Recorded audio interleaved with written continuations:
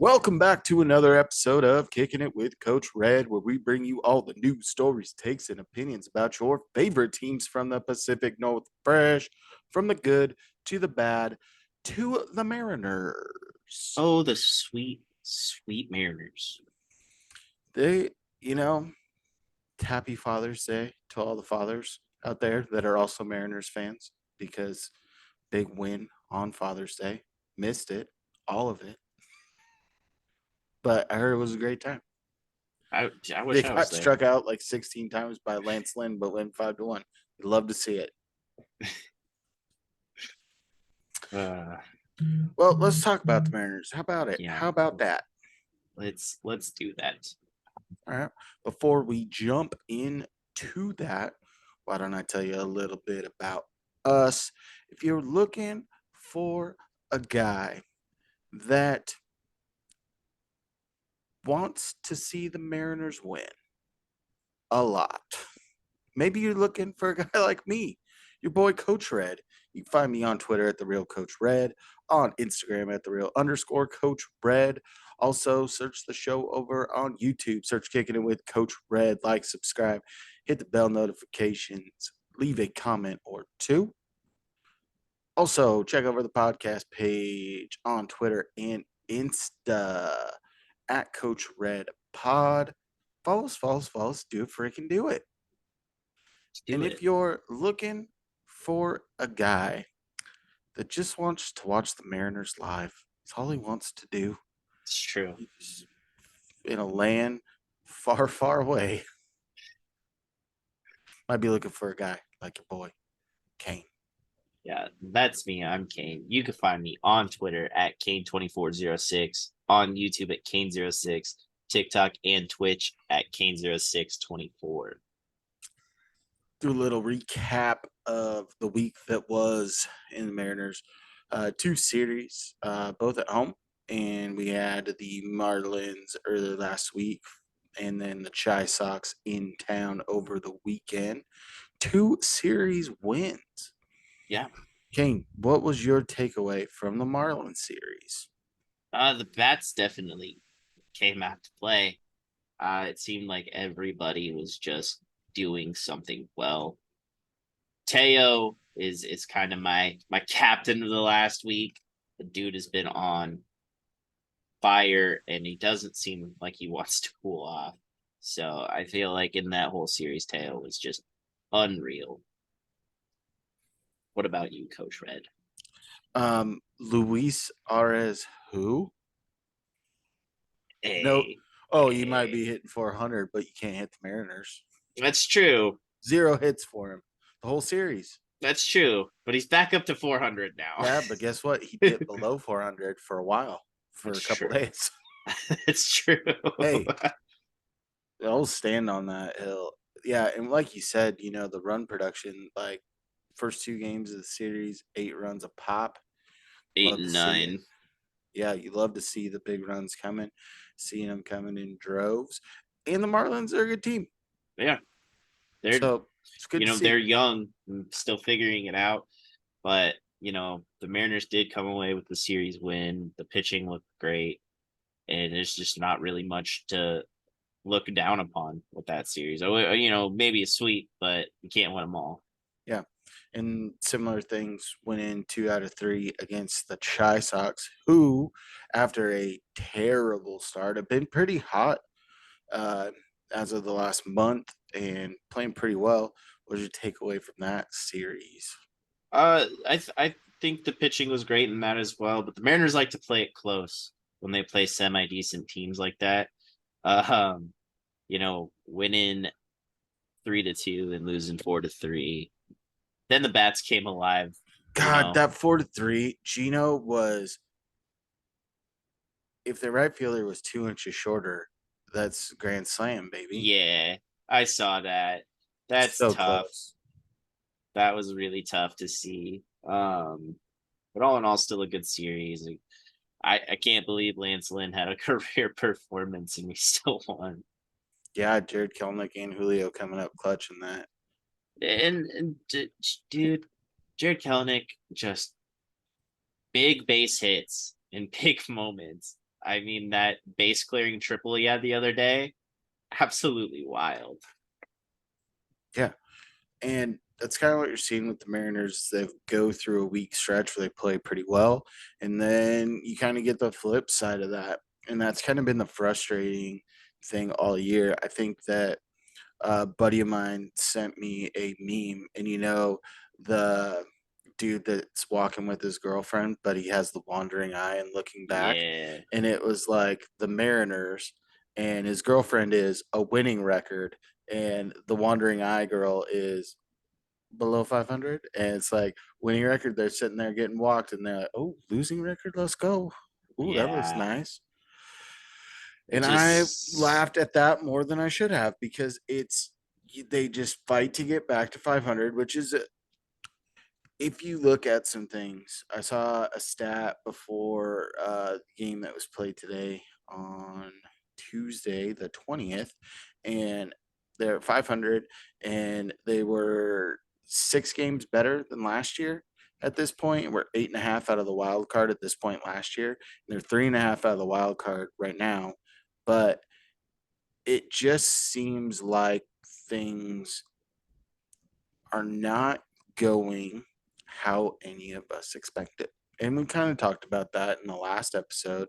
I really think a big dampener on the season is, and I think it's the glaring thing, is Robbie Ray going down. I think that is one of your huge parts that we're missing this year, because throwing Luis, throwing Robbie 1-2 punch, and then Walter in the third day. That's a pretty nasty trio, because like we've said before, Robbie sometimes gets shelled, but he still strikes dudes out. He's just So susceptible to the long ball. right. And it's just tough that like these rookies, they are throwing a lot. And they're throwing well. I mean, they both had some hiccup starts, but Mm-hmm. overall, I mean, you look at I mean, Brian Wu, what, 9 strikeouts in his last appearance? yeah, you look at Gilbert and Kirby. you know, Kirby's first start was amazing, and then he kind of got hit around for a little bit and then turned back to being nails. It was a little bit rockier for Logan Gilbert at the start, and then he kind of settled in.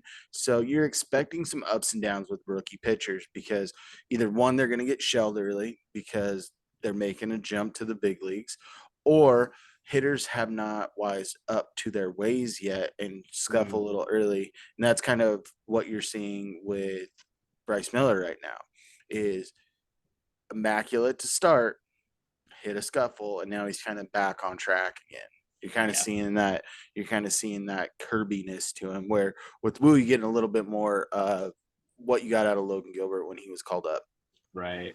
And one more thing, not to try to stay negative too long, is We did that that last episode. I know, but when they get a fire under them and you could see the electric happening, with JP being the hype man, all that, and then it fans out basically after a day or two, and that's just kind of the thing The ripple that, effect. yeah, because they'll be amazing, and then put up a stinker, an absolute stinker, and then again, they're playing hardball, absolute stinker game.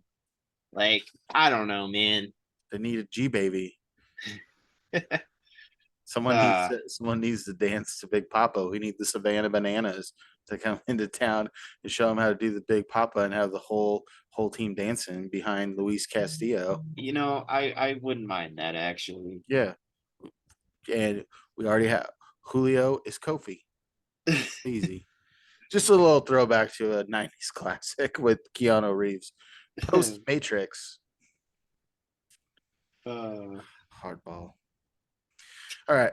Speaking of some hardball questions here, we kind of danced around it, and you kind of talked about it a little bit with JP Crawford, being the igniter, but kind of wanted in the second half to say, who is your most important Mariner to them turning it around for the second half of the year? We're less than a month away from the All-Star break right now, and realistically, you like to be a couple of games above 500 going into the break to make sure that you can make those pushes for potential trade candidates. If you're sitting right at 500 at that spot, you're kind of at the mercy in of how between, kind you of. play right after the break. So going into the break, obviously want to have that record above 500 at least by a couple games, and they're flirting with it. But to make that turnaround, who is single out one guy? Who's it going to be, and why if their season turns around? Okay. I have one, but again, he hasn't played much. I mean, he just got back, so it's kind of hard to describe That's that. not even what I said. I Pick know. one player, and you're like, "Here's my player," Oh yeah. immediately, and now you're changing it. Well, thought you phrased it a little different in the chat. I meant Um. like, who's the most important Mariner for the rest of the season Okay. for them to Yeah. turn it around? I I. did I. not say that in the text, but it was implied All that right. who's the Yeah. most important down the stretch Okay. so they can Yeah. win more games. Yeah. Okay. Okay, we're on the same page We're now. on the same page. Got it. Jared Kelenic. Oh, okay, good. I'm gonna Why? stay on the Jared Kelenic train. He's cooled off recently. He does have the big flare moments with the triples, the doubles, things like that. But he is getting a little colder. I think after the break, it's going to be a nice extended break, which is also wild because they've had a lot of freaking off days in the last like 3 weeks. Yeah. It's wild. But I think after the break, JK comes out with another vengeance and kind of continues it the rest of the year. And you're hoping to see at least 20, 25 home runs afterwards. So my pick's Jared Kelenic, Coach Red. Who's your pick? I'm also gonna give you a caveat where you can have an honorable mention later because I know you want to talk about someone else too. I don't want to hamper it. Plus, we rolled through the recap, so we've got That's true. extra time. That's true. But first, I'm gonna take a shot at your guy. Here we go. When Kelnick was hot at the beginning of the year, it did not correlate to wins for the Mariners. Hey, It, he tried but his little heart out, all right? trying real hard. Um, my guy's Julio Rodriguez, and Julio always has that vivacious demeanor. Hit the thesaurus earlier today. So he's that vivacious demeanor about him where even when things aren't going great, he still looks like he's having fun. Right. When things are going good, everyone else seems to fall into line. When Julio has a big game, the Mariners do not lose those games. That's fair. And because he has that infectious energy, when things are going extremely right for him, it just seeps into the rest of the team. And I had thought about maybe going the route of a pitcher or something like that, but to turn it around, I need someone that's going to be on the field every single day. I Because I mean, thought a lot about pitchers because it was going to be like Luis Castillo needs to pitch at a Cy Young performance the rest of the year, but right. it's once every 5 days. So Right. I don't love that idea, but I do think that with Julio getting back into the 2 hole right now, potentially moving back into the 1 hole, I would love to get to a scenario where JP's batting 2, and then you've got speed and base running ability that can potentially get on in front of Ty France, who's your best contact guy, doubles galore, singles galore. Julio can score from second, JP can score from second on a Yeah. Ty France single unless it's hard hit right to an outfielder. So I want to see that Julio get that confidence back, lead off the game with the dinger, get the place rocking, or not if they're on the road, get the booze going, get the boo birds out, Yeah. and really feed off the negative energy because I feel like that's something the Mariners did very well away from T-Mobile Park last year is feed off the Mhm. negative energy. And the asshole of the team, Jesse Winker, last year played up to that and was like, it's us against everybody. And I think that although Winker fell out of favor and hasn't done much even this year for the Brew Crew, but when you look at that mentality, it seemed like we got that early on, and he was playing with the fans in New York against the Yeah, Mets. him You have him and Seawald, Seawald. but Seawald you can get that a little bit more because He former played for team. him. Yeah. But like the brawl and that, you just don't have that moment where things click and everyone's working together. It seems like everyone's kind of doing their own thing. But when Julio's right, it's like, well, if he's right, I got to get right now. Let's do this thing. Yeah. Let's do the damn thing. And how you kind of touched on pitchers, everything in the rules that they changed this year really optimize the hitter. They really do. Um, it's just hard to talk about pitching in a whole this year because there are some like I mean, let's look at Alec Manoah, right?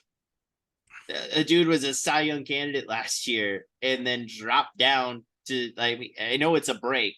The Sending him spring to league, yeah, like it's a he's not break. even. Yeah, It's a break. That's what this is. I And it's thought. just like it's so hard to like really talk about it because the pitch clock, the bigger bases, the less the more friendly shift, I guess. It really optimizes hitters and not pitchers. I want to say something that I said about Alex Manoah and ready for all the hate that comes from it. I was like, when he goes down to the training facility, I hope a coach gives him the Jesus Montero and throws an ice cream sandwich at him. Here you go, big boy. Figure it out. Eat this ice Yeah, cream sandwich, and then we're gonna go back to work. Okay? yeah. Um, but another guy for me, if you don't mind me throwing another name out here, Yeah, because I'm gonna throw a different name. um, Cal. I really, That's who you pick. I thought you were going Demo I from your was, I was, you but then flip it's, flopping sob. but my thing is like Demo just got back from injury. He's not really playing a lot either. So it's gonna be hard to talk about him. He's also kind of a spark plug guy. Yeah, Cal So hit that. Cal hit that tater to come out of 0 for 21, and that ball was way gone. yeah. Um, I keep having this fantasy of just last year Cal Raleigh, and that's kind of Last what year, Cal Riley got sent down to the minors, and even well when he came back, still didn't hit for average. His average is up from last year. more towards the end of the year with the long ball and all that. You He know, was on pace for like if he would have carried that pace through the entire year, he would be on pace for like 50 dingers. one could only hope. Man can dream. But just from how good he was in such big clutch situations, it just kind of hasn't been there. There was some glances here and there throughout the first half of the season, but I just think if he comes through in the second half and just locks it in, it really could turn this team around too because he's a phenomenal power hitter. Mhm. He really is. So, Coach Red, who's your other guy? Jose Caballero. Ugh, just you I, know, the I know that I said we weren't going to bring up the Yankees yet, but I kind of have to because I think that something that happened today yeah, his is going to be antics. a reason that Jose Caballero people are going to fight to play around. He's working his tail off. He's got a great OBP. His pitch clock manipulation is great. We've talked about this before. He pissed Garrett Cole off so bad that he sailed one to the backstop on purpose and then chirped at him in between innings after his last inning. Like Jose Caballero is just going to be that thorn in the side, and people are going to start talking about it from the other team, and you're going to see the guys on this team rally around it. That's kind of the other aspect. Is this is a guy none of us were talking about before the beginning of the year. When he got called up, I made a tweet, which I actually feel really great about right now. It's like, oh, definitely have to go to the game tonight. It's Jose Caballero's first start, like as a joke. And then it turns out the dude should be an all-star with what he's done so far this year in the second base position, what it is in the American League right now. Like when it comes to WAR at the position, he's only behind Luis Arias in Mhm. Major League Baseball right now for qualified hitters with over 100 plate appearance, which kind of takes Altuve out of the mix because he was banged up with the hand injury. Yep. So the dude's playing bananas ball. He's great defensively. He can take some bags. He's got a little bit of power, but he just gets on base. He frustrates pitchers, and he is what we thought Colton Wong was going to be, a Right. menace to pitchers. And that's what he's being right now. And I think that as this season goes along, there's going to be something that happens, and he's going to be in the center of it, good, bad, or indifferent. And I want to see him get tossed for a game or two, get a little brawlski. Yeah. Hey, I do it think it they need worked that last come. year. I'm not. I mean, we were on the let's run it back from last year train with a few augmentations, and it hasn't worked out swimmingly yet. Right. But maybe we need a brawl. Yeah. It, something Street Fighter, really. Street Fighter version Mariners. It's like pick your fighter. They're sitting there doing the do, do, do. Who's your Who am brawler? I? Who am I taking? Yeah, I I'm gonna take Tom Murphy because he's just crazy eyes. crazy.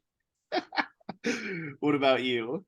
Teoscar Hernandez. I That think was my first choice. I think he would just come in here and be like, "You son of a bitch!" Just It just clock a dude right in the dome, yeah. and then I people are gonna take a step back and be like, "Oh." And you want to know yeah. who I want to get in a little bit of a scrap? Maybe get a 1 to 2 game suspension. Ty Adcock, just because it's like let's let's not discriminate against the bullpen. They have to run in. Maybe he gets like one cheap shot, like clip Yeah. somebody in the side, like chicken wings him. I didn't do anything. I didn't do anything. I'm just a rookie. Pop right in the side. I do think they really need a come together moment They haven't had because no. And it's tough because you got like we talked about in the last episode, we have, a couple pending free agents after the year.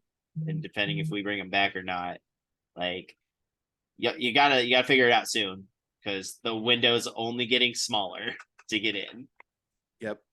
So But let's take the positive. I mean, that's what you got to do. This welcome to baseball. It's a sport of failure, and the Mariners are failing about half the time. So it's true. you want to see that progress. But then you look at, there's always going to be runs. I mean, shoot, the A's won 7 in a row. You know, Crazy stuff in baseball happens. It does. And it's I just would something like to about it. see the Mariners progress and win more games. Like I said off the rip, Yeah.